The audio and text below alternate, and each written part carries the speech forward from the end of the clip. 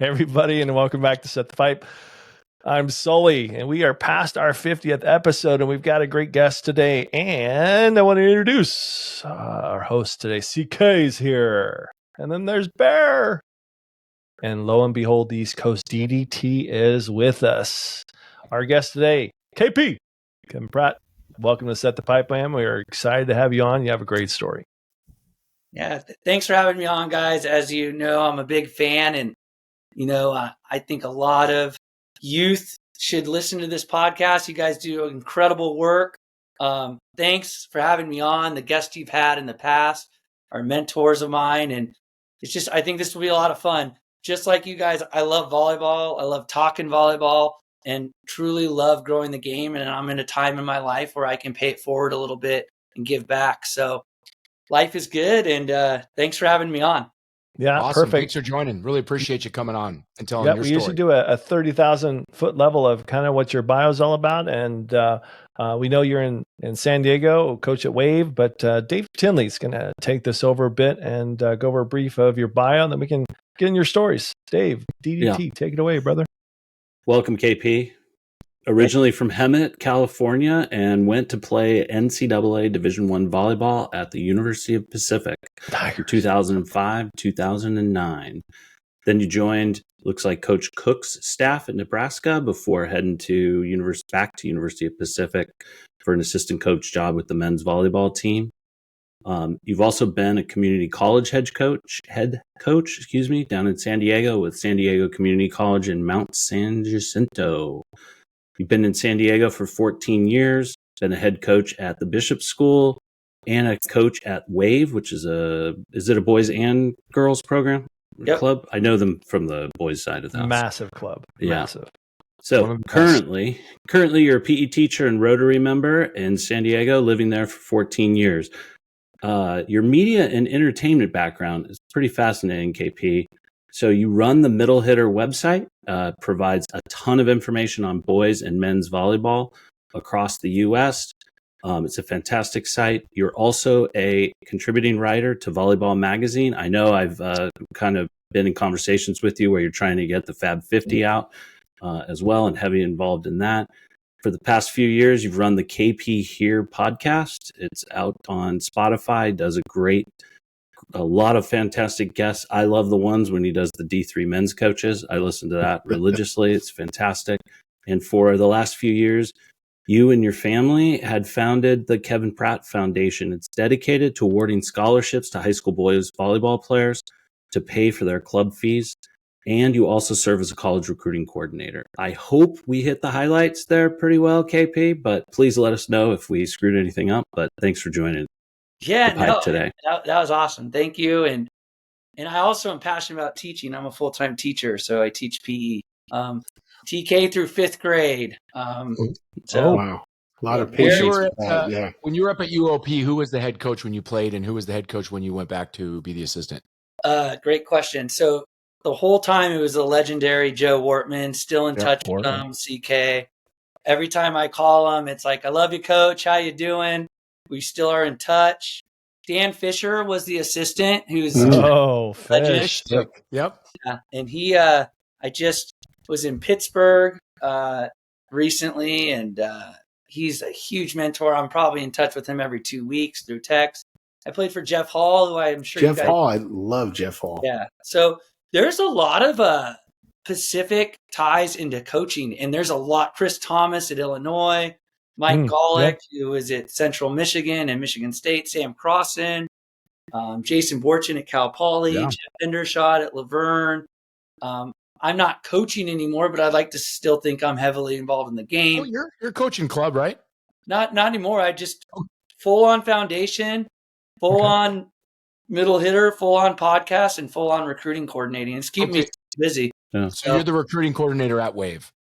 No, I used to be. I do it nationally, independently. And Todd Hollenbeck, who I know Bear knows. Todd, who used to be the Menlo coach. So he coached up at Santa Cruz as well. He was at Santa Cruz coach, And he's a Tiger. And so I got two questions to go back to my first question when I asked you about. So Hemet or Stockton? Well, I went My first question. Stockton, Lincoln, Nebraska. Okay. And I loved them all. And Hemet truthfully shaped me. I think one thing about Hemet that I like is there was all kinds of walks of life. Like there's actually like some of the wealthiest potato farmers there, and there's actually wealth in Hemet.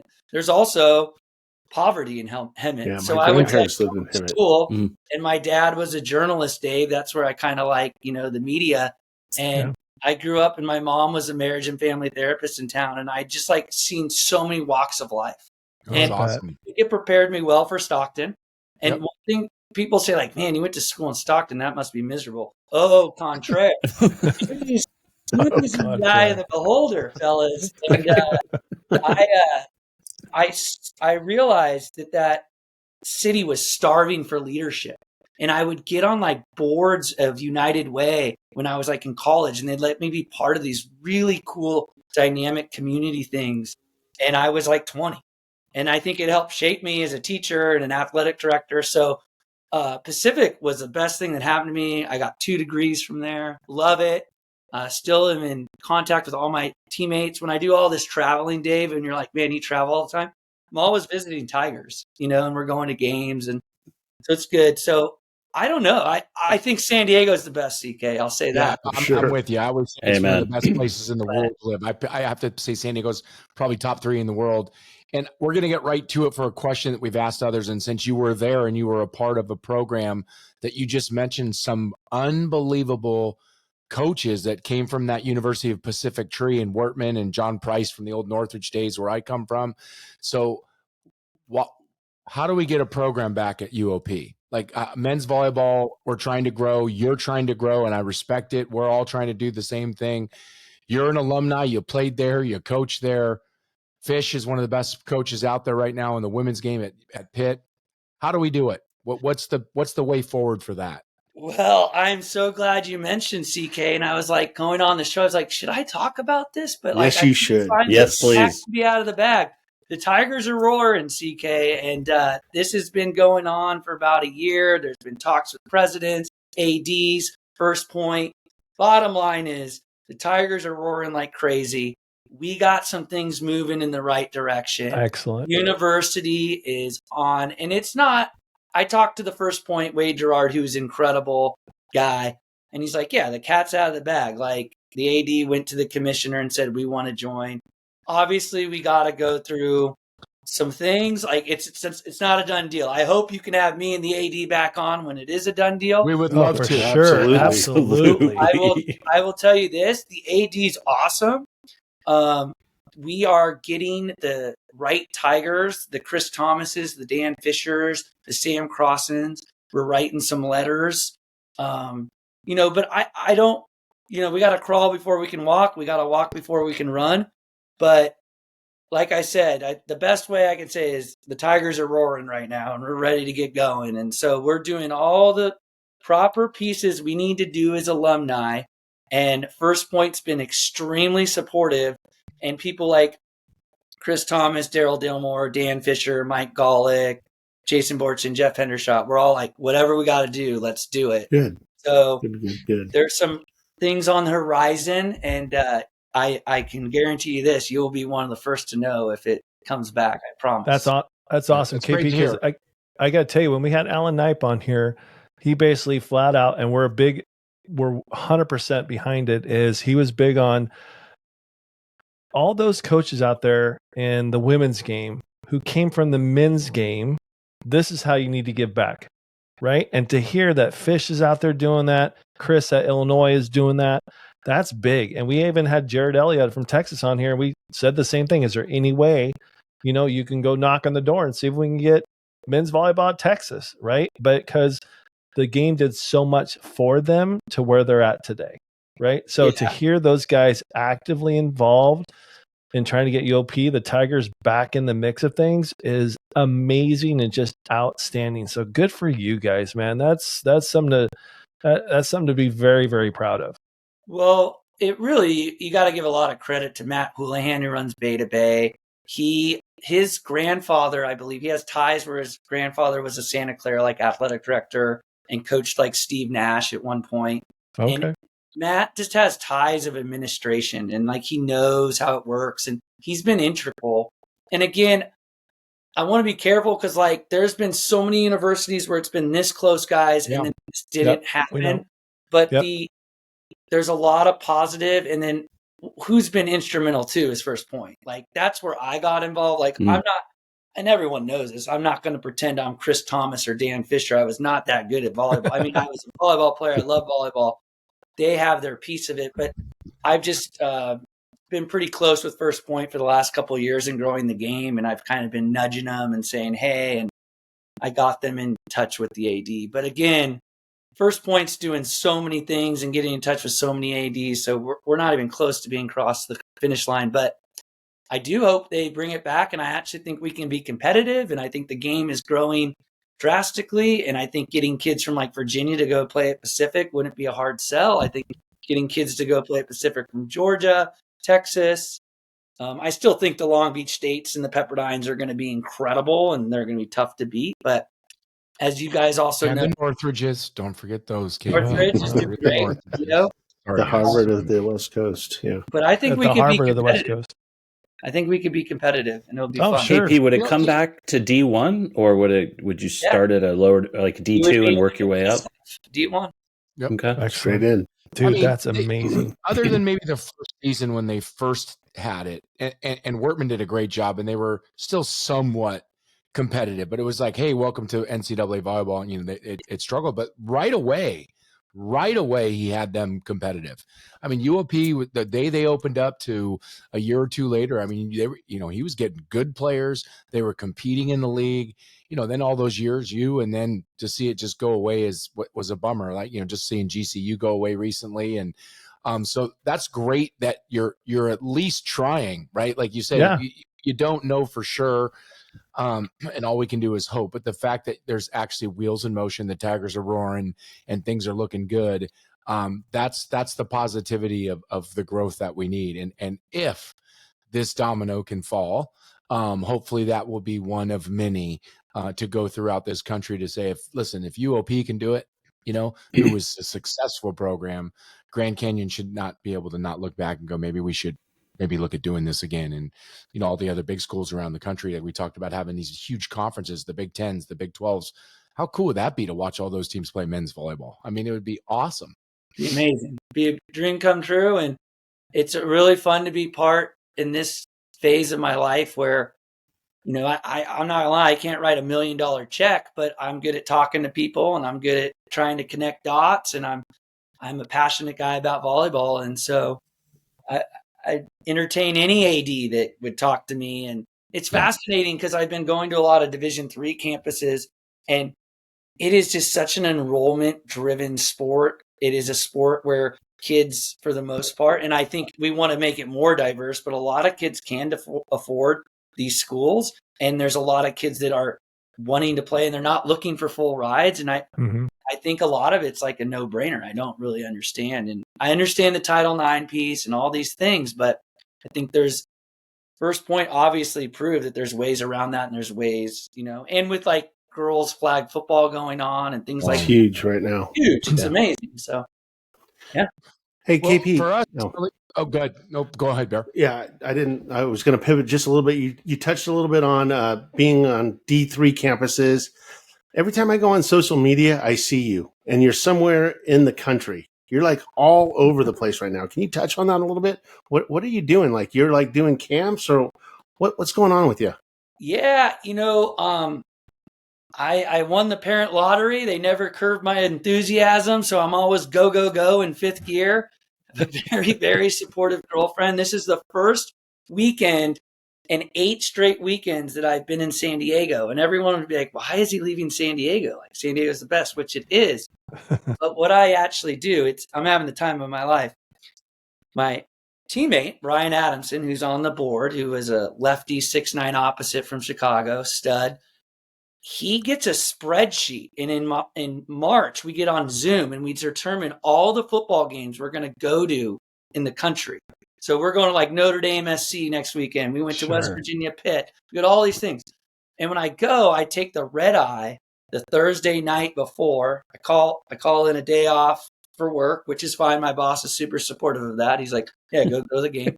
And then I land on the tarmac. I get in a lift and I go to all these Division III programs. And then their players are there and they like walk me around. So I've been to like Arcadia, Washington and Jefferson. I've been to Chatham. I'm going to Roosevelt and I'm going to Illinois Tech. And it's really fun because these coaches just like walk me around. I meet the AD, tell them my passion for volleyball and how I'm trying to get kids to go to their school. And then I end up going to like 2 or 3 games that weekend. And then I fly home and teach Monday through Friday and go do it again. So, hey, Pete, wait a sec. You're going to be at Illinois Tech. You know that Burchett is like just a few miles away from that at Dominican. Yeah. I want to go to Dominican, but my good friend, Coach Doug, who is the absolute best, he's going to be gone that weekend. But maybe I might go Monday after the Bears game and go say hi to him. So, yes, like I might go to Loyola. I might go see. I'm going to meet with the Lewis coach at the Bears game, Jacob, or he's the assistant coach.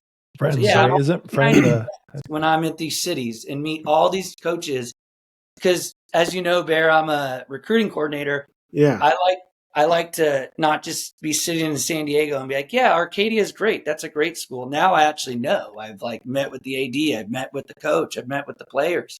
And so, are you just doing boys with regards to the recruiting coordinator, or do you also? Yeah, I'm just focused on the boys, and I absolutely love it. And I think it was because recruiting was not easy for me, guys. Like Jeff Campbell was very nice to me and respectful, and I had a shot. And Alan Knight, you guys, I kid you not, he treated me with so much respect that my mother wrote him a thank you card about how classy he was. And he told me no. And she's like, hey, you were up front with Kevin. You showed him a good time. Your team was a class act. And Coach Knight never will forget that. Whenever I am around him, he's like, hey, how's your mom doing? How's your dad? You know, and Coach Campbell was always good. So I take so much pride in the recruiting process because it was hard for me. I was from Hemet, you know, and like it's hard to get recruited out there. So yeah, I raised up in the Fresno area. So Madera, California, baby, that's the Fresno's got good volleyball though. Now it is. Yeah. I mean, when I was there was every year one of our guys got Division I, right? Santa Barbara, Stanford, myself, and it just kept going. At least one came out that did pretty well, but I get it. But I had a question for you. So when you go up to Illinois Tech, what day is that? I go up there Friday. So I land at 4:30 a.m. I think I'm going to a diner for a few hours because no one will be up, and I'm going to like be on wireless and like write some emails and work a little bit. Then I'm going to take the green line to Roosevelt and I'm meeting with the coach there. And then I'm taking the green line to Illinois Tech at probably like 10 o'clock. And then I'm going to go have a lovely lunch at the University Club with the JVA director and the 630 director. So that'll be awesome. I'm 2.5 hours away from there. So if I can break away, you might have somebody saying, what's up, KP? You can join us for lunch. You'll love it. Right. Perfect. Yeah. I'll have to see my schedule, but yeah, nonetheless, all good so stuff. I'm actually curious because I think it's awesome. So first of all, let me preface this, and we've said this multiple times. We've been around volleyball a long time, and I didn't even realize until Dave was on here how much volleyball is played at the D3 level. It's been eye-opening for us. It's been exciting for us. I'm ecstatic to keep pushing it for so many reasons at the different levels, and it's just great for college sports. So when you started this recruiting coordinator a while ago, you're playing at Pacific. Did you know about D3 and how, when you're doing this across the country, we all know that the percentages of playing elite Division I volleyball at UCLA or SC or playing elite Division I football at Texas or Alabama is not easy to do. So there's so many more options. So I guess my question was, did you know beforehand there was this much D3, and how do you incorporate that in all of your recruiting for these young men that you're helping across the country? That's a great question. Yeah, I knew about D3 because I was looking at Laverne, and then they got cut right before. My parents went to University of Portland. My sister went to Santa Clara, so they were like really vibing the small liberal arts thing. My dad really encouraged me to introduce myself to Coach Fisher at the UC Santa Barbara camp when Jeff Campbell was there, Alan Knipe was there, and like Coach Fisher was great. And I have to tell this story because I think it's great. Like, so back in the day, you had to have a letter of rec to get to these like big high performance camps that weren't high performance yet, but it was just, you had to like send Kenny Preston would get a letter from your coach. So I get in there and I'm on court 2 and I'm like not happy about it. There's 8 courts. I'm like, I gotta be on court 1. This is my shot. And so like, I'll never forget this. Like Coach Campbell and Fisher are friends because he was the assistant when Fish played 1 year. Fish played there before they cut the program and then he left. And so I just like, and I don't advise kids to do this, but I was gritty. I would just stroll on over to court 1 and no one would really notice. Like a lanky redhead, but like when they go to take attendance, I'd run to the restroom or I'd get some water and they just like, why are our numbers off? And then the third day of camp, they figured it out. They put me. By then, I was busted. already like, get knocked down to the 5th court, or I got knocked down to 2nd. But Fish loved it. He thought it was great. It's innovative, yeah. And but my point is the reason I think I'm fit for being a recruiting coordinator is I was pretty gritty. I had to find ways. And then when you asked about Division III, I knew about it, but I kind of had a fixed mindset at the time where I was like D1 or bust. And like one thing, CK. And Sully, I always tell, and I know Barry would appreciate this because he's a community college, which is awesome, by the way. I go, look, don't look at it necessarily as divisions. Look at it as an opportunity to grow as a person and look at it like, yes, we are going to strive for Long Beach State. We are going to strive for Pepperdine. Great. But I said, those are blue chip type of athletes that they are already getting recruited. You guys are calling me to seek help. I would encourage you to cast a really wide net. And what we do is when I work with kids, I call their club coach, I look at their film, but I really educate them about D3. And Dave, that's why I've gotten really into looking at D3 because I just want to best serve my clients. And at the end of the day, I tell my clients, I go, look, I'm not going to determine where you go. You should go where you want to go, where your parents, but my job is to create so many options for you. And I kid you not, Barry, I tell them all about community college too. You go, look, this is why this is a great route. These are the success stories with community college. So the reason I've kind of gone all in with D3 lately is I'm from SoCal and I've seen all these D1 programs. I've played against them. I know the coaches really well. They've worked my camps. So I might go visit like Loyola, but I've already been on that campus. So I'm going to go like Illinois Tech to check it out. So, well, the other thing about a lot of those schools is like, I mean, I know Northridge and we're going to get Theo on again, but I want to say at least 35%, if not 40% of his players aren't from this country. Hawaii's in the same boat. I could go down to a few of them, Long Beach as well. So if you have let's just hypothetically go with what's going on in the major programs with 18 spots. Let's just say you have 18 spots. And if it's over half or close to half of those spots, so if Northridge has 18 spots and 9 of them are from out of this country, that's 9 less spots for, U.S. kids that are playing down in anywhere around this country to play just at Northridge, not just at Hawaii or at UCLA or whatever. So that's what I love about this podcast for me and why I love doing it, because again, it gives so many more opportunities. And what you said is options. Give young boys and girls chances to see if they can chase their dreams. And yes, we all want to, all the young girls want to play volleyball at Stanford, Nebraska, and Texas. I mean, I wanted to play football at Notre Dame. Like we all, everyone wants to do that.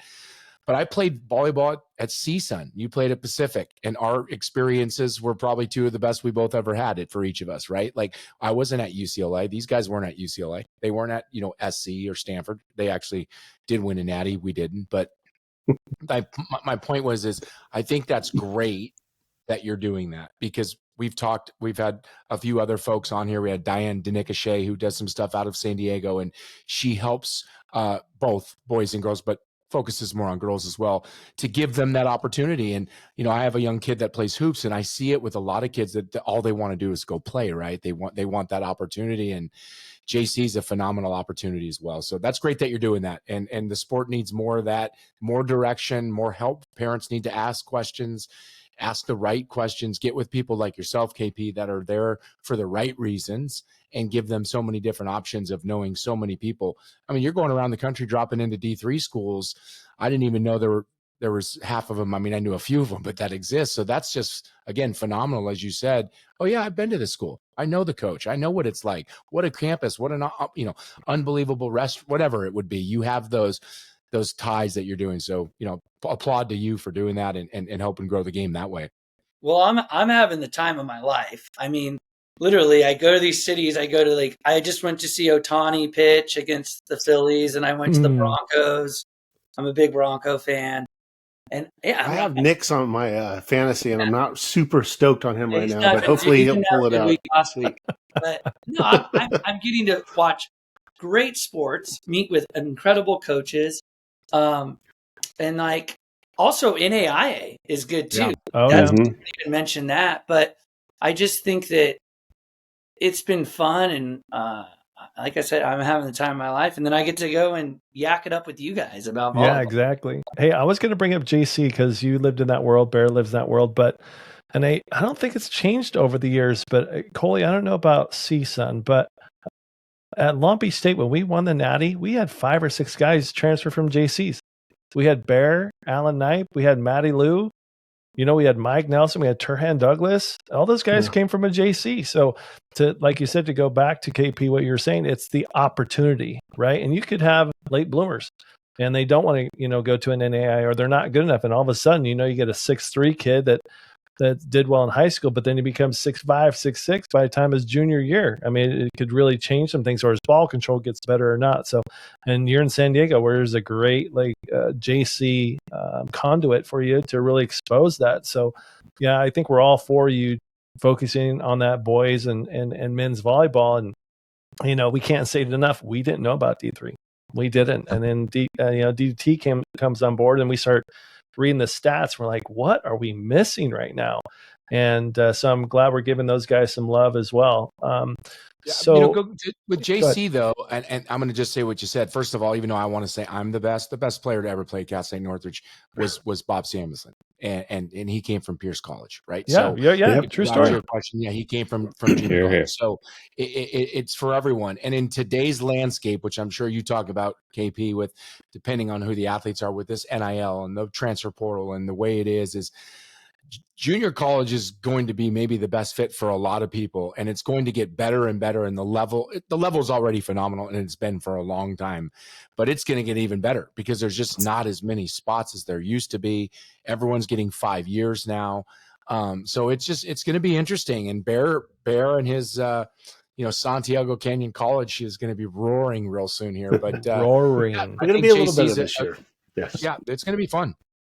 I don't know if we know the answer to this, because I certainly don't. But when I start thinking about it, I think we're one of the only sports where the elite athletes at the JC level have gone and played at the Olympic level. And I don't know how many Riley Simon, JC women's volleyball players ended up playing for our national team, or how many.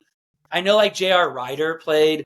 There's probably a handful of basketball players. And when I'm talking on one hand for all the years, there's got to be a few, right? There's got to be a few. But the majority of the kids that were playing back in the day were all collegiate guys, and probably most of them straight out. But that's a great point, KP. That's a great point. Well, volleyball, we could go through the list, but so many guys from Pepperdine, John Mayer, Bears from Fresno. Yeah. Yeah. I mean, there's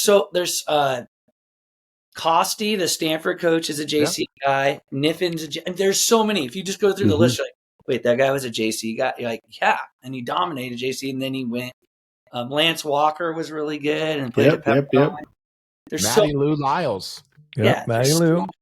Costy's biggest performance had to be on the Orville Red and Blockers, by the way, in club. Just I thought I'd throw that out there to you guys. Anyway, so kind of pivoting, your foundation. Not too many people can talk about this, right? I mean, having their own foundation and doing what you do. And we know what you do. We've got their bio on that, but explain your foundation, when it started, why it started, and where do you see it going?